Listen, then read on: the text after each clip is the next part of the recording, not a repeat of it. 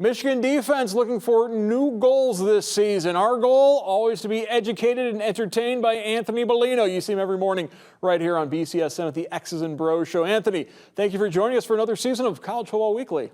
Oh, Mark, thank you for having me. It's so great to be back with you talking Michigan football every week. In case the people didn't know who I was rooting for, maybe they see C. Webb over my shoulder. Maybe they see the block M on my chest. We're looking forward to another exciting, another eventful season of Michigan football here.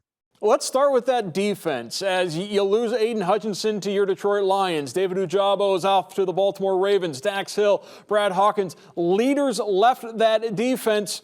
You've got Mazi Smith back on the defensive line. Can the defense pick up where they left off last year and be even better this season? You know, it's one of the things that a lot of the defensive players have talked about, right? They've talked about, Aiden Hutchinson, David Ojabo. We've kind of focused in on the sacks number because everybody likes to focus in on that number, which wasn't very high. It wasn't even, I don't even think their total number last year would have been good for top 20 in the nation. But the question is can the product, right? Can the sum be greater than the parts or something along those lines? And that's what a lot of these guys actually believe. That's something that they've talked about. No, they probably won't be able to replace individual numbers like what Aiden Hutchinson had, which was, a franchise record, a school record, as is probably more proper here, talking about a university record. Yes. But it's this idea that, hey, you know what? Sure, we may not have one guy with those numbers, but can we have two guys that can equate to that number? Can we have three guys that can surpass that number? And as we start to look at Michigan's defense overall, Mazi Smith was graded out as one of those, The Athletic does it every year where they do the top freak athletes in the country. He was number one on that list. He has incredible size, incredible speed, and he's a natural nose or defensive tackle. That's his natural position. We're not looking at this as where, Rashawn Gary, you go back to years past, Rashawn Gary, maybe, placed out of position, should have been off the edge. That's where he's having great success now with the Green Bay Packers. Aiden Hutchinson, a true edge. Mazi's a guy in the middle that when you look at him and his athletic ability, sure, could he get to the quarterback a couple of times? Yes, that would be nice. Do you want to highlight tackles for loss? Absolutely. But what does that do for guys like Nakai Hill-Green? What does it do for guys like Junior Colston? What does it do for guys like Jalen Harrell? How are these other guys along the linebacking crew and guys on the perimeter, Mike Morris, like how are those guys going to be able to be impacted and affected by the disturbance that Mazi Smith can create? And can they continue to get to the quarterback at a relatively strong number to help out that secondary that did lose some guys, but also has Mike Sainra still, right? Playing a little nickel this year. That'll be exciting to see if he gets a lot of action going both ways, both at the nickel and at wide receiver, like Charles Woodson, right? Okay, so maybe Charles is a little bit of a steep example, but something along those lines to where this front seven can provide some help to that back four. In that back four, as you alluded to, Mike Sanastrell is there. You've got R.J. Turner, a lot of optimism from that secondary. They've talked about quite a bit this offseason how they need to force more turnovers, and that's how they're going to raise that defense to another level is by perhaps getting some more interceptions this year. And I'm really a fan of, sure, one-on-one play is great. And if DJ Turner is great on the outside and Jamon Green's great on the outside and makes Mike Sainra still is good at the nickel, that's fantastic. But with guys like R.J. Moten, Rod Moore roaming around back there, that's fantastic. But defense is so collective. So sure, you need to have one or two of those magical plays and guys that can get up there with their athletic ability to take away a football, right? That's why we count them as takeaways. You took the football away. But it all starts with pressure up front. And I really think that complementary football, that's the way that you have to play football. So if you can get pressure on the quarterback, you could force them to do things that they don't want to do because of the fact that they're under duress. If a little bit of pressure forces quarterbacks to throw the ball when they're not ready to. When you're not ready to throw the football, sometimes you throw it high, sometimes you throw it low, sometimes you lead them too far, sometimes you throw it behind.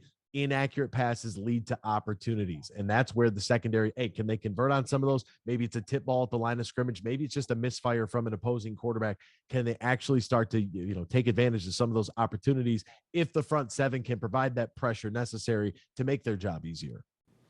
We certainly know Jim Harbaugh subscribes to the theory that if you have two quarterbacks, you don't have a quarterback. He does not subscribe to that theory. He thinks that theory is pure bunk. Your thoughts on this interesting quarterback situation where we know Cade McNamara is going to start against Colorado State. J.J. McCarthy will start against Hawaii. After that, who knows? They might still both play the entire season if they remain neck and neck. Mark, I don't know what to make of this. I am true to that. If you have two, you have one. If you have one, you have none. And that works in just about every single scenario throughout your life. Don't say that to your wife because that's going to get you sleeping on the couch. But what it doesn't necessarily work for is quarterbacks, right? Who is the guy? The biggest question that I have, I always go back to East Lansing last year, and I consistently wonder, what if Michigan was driving the football? JJ McCarthy comes in. It could have happened to anybody, but he came in, botched handoff. Michigan State recovers. Kenneth Walker punches it in. Michigan loses the football game. It doesn't matter. You win the Big Ten and you move on to the college football playoff. So it's all for naught at this point, anyways. My question is from a rhythm standpoint. Now, I do like what Jim Harbaugh has decided to do. Cade goes game number 1. He's very open, very honest with his team about it. JJ is going to go game number 2. JJ McCarthy, in the world of the transfer portal, in the world of I needed what I needed and I needed it 5 minutes ago, he has stayed true to the University of Michigan, which is really, I think, very unique because he's still very young, but sometimes you get to answer your pants and you want to go right now.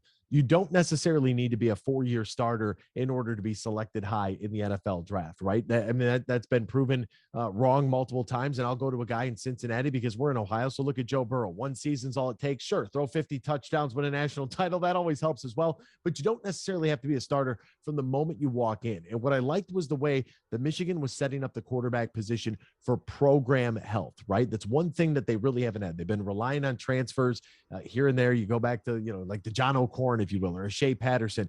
What can you do as far as developing a young man that comes in as a freshman, sits a couple of years, and then gets a couple of years to himself? That's the part that I'm most interested in. If Cade McNamara as a senior, here he goes, he rides out on his horse, Michigan does whatever they do, and now JJ McCarthy is good to go for at least 1, if not 2 more years as the starting quarterback.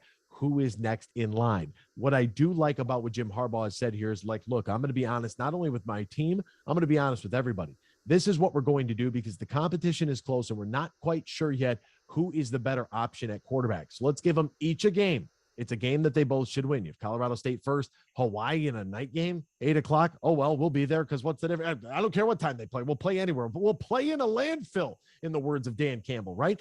That's the way you have to approach it. You have to approach it with honesty, and you have to give these guys an opportunity to face a real defense that isn't your own. I think that's where you're going to find the best quality of film to be able to evaluate what works, what doesn't work, what did we like, what didn't we like, and how do we move forward from here. So when it comes to quarterbacks, I guess we'll either know more or know less come week 3. Let's talk about the other change on offense this year. Josh Gattis has left the program as he is now the offensive coordinator for the Miami Hurricanes. Is that going to be a big miss? Are they going to miss Josh Gattis, or will they just continue to roll on because it's really Jim Harbaugh's offense after all? I think they continue to roll on. Now, I do like the fact that Jim Harbaugh kind of let loose with Josh Gattis. Hey, we know what we need to do. We know what we need to do to be competitive.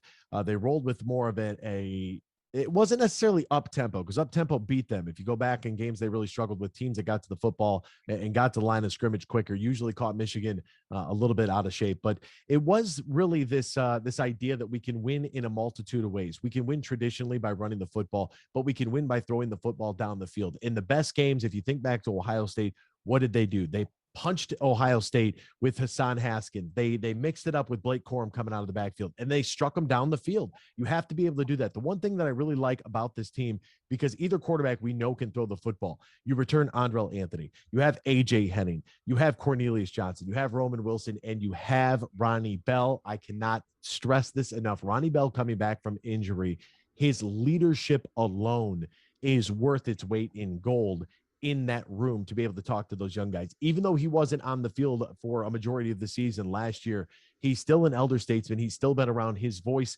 still matters. I think that they have the weapons. You start to taper that with Eric All. You have Lou Schoonmaker. You have plenty of options here to be able to catch the football. I think it makes an offensive coordinator's dream. It makes for an offensive coordinator's dream because you have so many options. Blake Corum coming out of the backfield. We saw Donovan Edwards, right? It's Hassan Haskins moves on. Now Blake the number 1, Donovan Edwards the number 2. How will those two look next to each other, side by side, giving each other the blow, if you will, to be able to get a rep for the other guy? I think that this offense offers more options than what they've had in the past, and I think it makes for an offensive coordinator's dream. And really, it goes game by game. So these first 2 weeks, you're trying to evaluate a majority of the quarterbacks. So will we see a little bit lesser of a role of the run game because we're so focused on seeing the running back, or will we want to try to weigh and measure the results on a 50-50 sort of balance split between runs and pass attempts. Those are things that I'm going to be keeping my eyes out the most for and looking, I guess, the closest to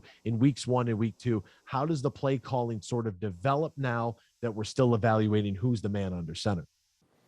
David Ojabo seemingly came out of nowhere last season. Who this season, either offensively or defensively, could have a similar rise for this Wolverine program? Oh, I am in love. I know it sounds kind of weird to say this. Junior Colson. I really am. I think that Junior Colson has the makings to be a linebacker that can really just be that hammer, if you will, that other offenses have to key on. They have to be able to find 25 on the field at all times. I think Junior Colson provides speed and strength that everyone's going to key on Mozzie Smith. They're going to want to know that. I want to know about Jalen Harrell. I want to see Mike Morris. I want to see these guys getting a greater amount of snaps. But I really believe Junior Colson is the key to this thing. When you're strong at linebacker, right? You think back to some of the best teams, that you can in college football. I always go back to one guy that really stood out to me from Columbus, right? Andy Katzenmoyer. When you get a linebacker like that, an AJ Hawk, when you have that keystone piece in the middle of your defense, I think it makes a world of difference. I really think that Junior Colson can be that, floating around there at the will, that where he just can make all the difference in the world. So Junior Colson is my guy. I think he's going to have a great season this year. I'm going to pick him on the fly. I wasn't prepared for the question, but I'm still very confident in my pick, Mark. All right. Thank you very much, Anthony Bellino. See him every morning here on BCSN with X's and Bros as the Wolverines in Colorado State kick off Saturday in the Big House. Anthony, thank you. Thank you.